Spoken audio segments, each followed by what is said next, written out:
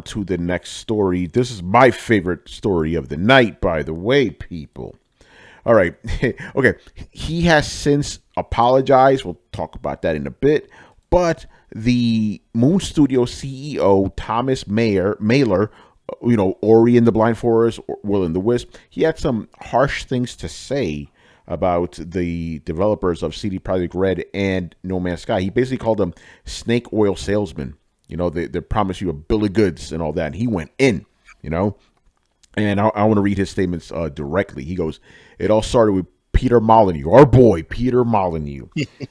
He was the master of, instead of telling you what my product is, let me just go wild with what I think it could be and get you all excited. And that was fine until you actually put your money down. Then the game was nothing like what Peter was hyping it up to be. And then, so that's what he said about Peter Molyneux. Peter Molyneux is one of the running jokes on Throwdown. It's like, for obvious reasons. We could plant a seed in a garden and you watch it grow for 20 years in Fable. That never fucking happened. And Peter Molyneux, he even came out and admitted that he lied just to wake journalists up during press events. He admitted it. He said, oh, I may have fibbed. Like, no, you lied, brother. God. And then this is what he had to say about No Man's Sky. Even days before No Man's Sky release, he hyped up the multiplayer Sean Murray that didn't even exist and was all too happy to let people think that No Man's Sky was Minecraft in space, where you could literally do everything. You being able to do everything is generally a common theme behind gaming snake oil salesmen, because, hey, that sort of attracts people. Damn, my man going in, And then about CD Projekt Red, he goes, here the entire CD Projekt Red PR department took all the cues from what worked for Molyneux and Murray and just went completely apeshit with it. Gamers were led to believe that this is a sci-fi GTA first person. What's not to love? Every video released by CD Projekt Red was carefully crafted to create a picture in players' minds that was just insanely compelling. They stopped just short of outright saying that this would cure cancer. This strategy resulted in a sensational 8 million pre-orders. And he goes, I know this whole thread might come off as me sounding bitter, and I'm sure there'll be some people that see this as me shitting on other developers. No, I'm not. I'm shitting on liars and people that are okay with openly deceiving others. My man. Damn. Yo, he said it like it is, man. He goes, there, I said my piece. I felt like a chip I need to get off my shoulder. And I think this is a wrong. And I think this is a wrong that we should set right so this doesn't happen again. Bravo, sir. Well done. I'm just upset he had to apologize. But he's the head of the he's the head of the studio, so I get it. He shouldn't have been talking shit. But everything he said was 100% right. Everything. That's how he's speaking from like a gamer's perspective. Mm-hmm. That's what it sounds like. He's like, these motherfuckers have been doing all this bullshit. It's like it makes us look bad, the people who make games and are true to our visions and what we sell people, but he's the head of the company, so you kind of understand why. Yeah, he said all those things on Reset Era, by the way, just so you guys know. You kind of have to lose. You sort of lose the ability to talk full on truth when you're the head of a company. He probably should have chosen better words to sort of express his opinion. You know what I mean? Like, openly calling people snake oil salesmen, saying, put shit out and stuff like that. Essentially put out the scathing review of what's happening, but without being so blunt. But the bluntness actually does help it too. Yeah. Yeah, I mean, like, again, I really like the fact that he did that, but in his position, he shouldn't be doing that. Let guys like us do that, bro. Even though I appreciate the realness, but that was crazy because you don't, for obvious reasons, you don't get to see this type of stuff. Behind the scenes, it's a different story. I could tell you guys stories, but, you don't, I mean, here's the thing, like, there's a general industry sort of speak, like in public you don't actually say the things that you actually think. You actually say a sort of adjusted version of something, like, I don't believe that these guys did right on the blah blah. In other words, a sort of nice version of saying you fucked up. Yeah. But he literally just said you fucked up. Yeah, we call him snake oil salesman. Yeah. he was right. I'm sorry, he was right. He was 100% right.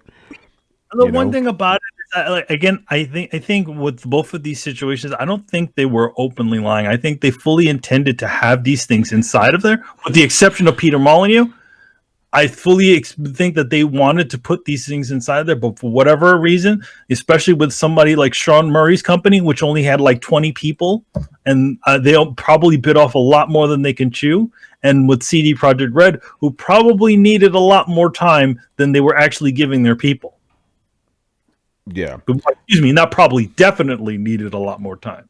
Yeah, well, we saw the problem with Cyberpunk. They purposely didn't let game journalists review the last gen games for obvious reasons. They knew they it's sad that that guy had to go on. He went on there and said, "Oh yeah, we didn't know. What do you call that shit? You knew." Yeah, you knew.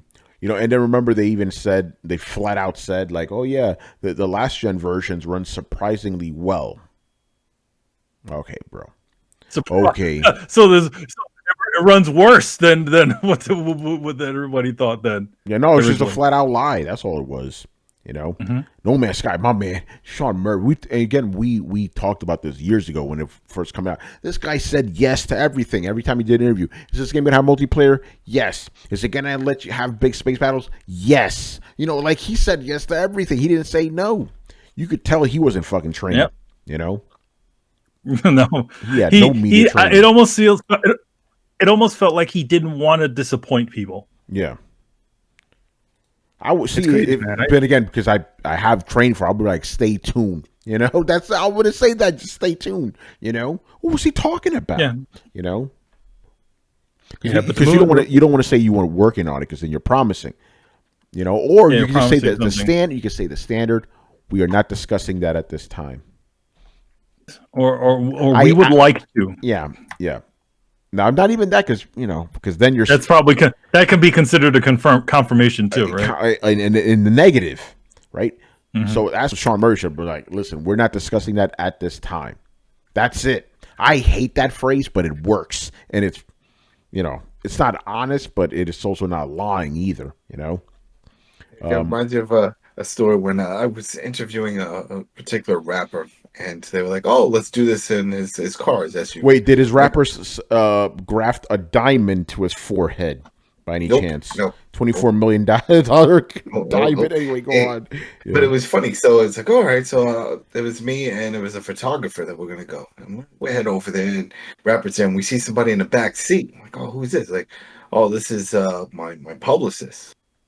I was like, "Oh, that's weird." It's like, all right, so anyway, I had a bunch of questions, and then it was almost as if we were in court, and she was the lawyer. It's like, no, he's not answering that. Next question. And I guess it was like you were just talking about. It's like they're trained to say certain things and to avoid certain things, but I guess they felt that he wasn't good at that. So they were like, "No, you're gonna have the publicist. You're going along with him to make sure he doesn't say this, that, and start talking some shit that he shouldn't be saying." So she shut me down on a bunch of questions. Yeah. And it was really funny though, because it's like I'm here, he's sitting in the driver's seat, the photographer is behind me, and then I can see the publicist, and you ever have that feeling like someone's just staring at you. Yeah. And I look over, she was like grilling, like trying to see my notes or whatever I was doing. I was like, shit, I mean, this isn't an OJ thing. I'm just asking him, bro. Like, it's nothing crazy, but man, she came. That's the part of a publicist. A publicist is supposed to there to sort of keep you on message, because sometimes, again, especially if you're a person who just talks fairly freely and is not there, these people are there to sort of keep you on message or stop you from feeling stuff. If you ever looked at, sometimes we'll see like when you see a game developer, sometimes you'll see a publicist sitting right next to them and be like, they'll try to sort of chime in like, "No, we're not going to be talking about that right now," blah, blah, blah. And then they'll let the guy talk a little bit more, the actual developer. Yeah. As a matter of fact, You've had situations like that, As right? a matter of fact, I'm pretty sure I've told this story, but I'm going to tell you guys a story, right? So the last time I was at E3, this was 2018. This was the year I've done the most interviews I've ever done in my life, right? So there was one day in particular, I was doing back-to-back interviews, and I've noticed a pattern, right? There was always the PR person that invited me. They're always sitting there, right? And I started wondering, because, you start doing all these interviews, you kind of start getting bored and shit. So I'm wondering, like, why are they always there? So I asked one, right? I think it was Bandai Namco. I was like, hey, I got a question, man. Why is it that there's always a PR person here? Is it to make sure that I don't ask the question I'm supposed to? He's like, no. It's to make sure they don't say something they're not supposed to. I'm like, oh, that shit makes fucking sense. Because, and I've had this instance, I can say it publicly, right? So I was doing a preview. I went to this was back when we used to do press events. I don't know if you guys remember, there was a time long ago last year when we used to go to gaming events and cover games for you guys, right? So I was doing a preview of Kingdom Hearts 3, right? And I did my thing, and it was just me and the Square Enix guy. That's it, right? And unless I'm told not to, I will always put everything on the record. Unless I'm told not to. Obviously, if they tell me don't put on record, I don't put shit on record, right? So I did my thing. I did my write-up. Goes up. Nothing. I didn't really catch any traction, which is kind of interesting. 2 weeks later, it starts blowing the fuck up because the Kingdom Hearts community got a hold of it. And like, oh, look at all this information this guy put in there.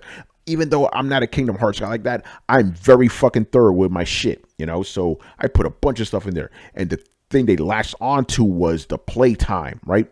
Like I said, it was 80 hours of playtime. That's what the publicist guy told me, Square Enix, they got back to me like, yo, can you change that? Because, he slipped. He wasn't supposed to do that. It wasn't my fault, obviously. Nobody told me not to, but, that's why they have, PR people in there just to make sure everything's on the up and up, So that's what's going on. Well, at least that's what Sean Murray needed, just to go back around to the main topic. I almost forgot what the fuck we're talking about. So yeah, that's what Sean Murray needed, a handler. He needed to go, When he was on, what was it? What was it? The Tonight Show. He should have literally had somebody sitting next to him, talking, helping him out with certain things, essentially kind of coaching him, like, listen, what's the deal with your game? Number one, if these things are not going to be in the game, do not mention them. Even though as much as you would have loved to have them in there, and they all eventually worked their way into it. Yeah, they did. So but don't make any promises that you can't keep. Yeah. So I mean, this little spat was very short lived, but very interesting to see a developer call out another developer very truthfully. Very interesting. I'm going to say this. Yeah. It makes sense for him to sort of talk about that stuff because I feel like he hasn't hit the threshold of being a AAA developer. No. He's still sort of I don't want to say a punk, but he's one of those, he's an independent developer still. He hasn't reached the level of, of at least the other guys. Maybe Sean Murray, because they're still an independent studio. Yeah.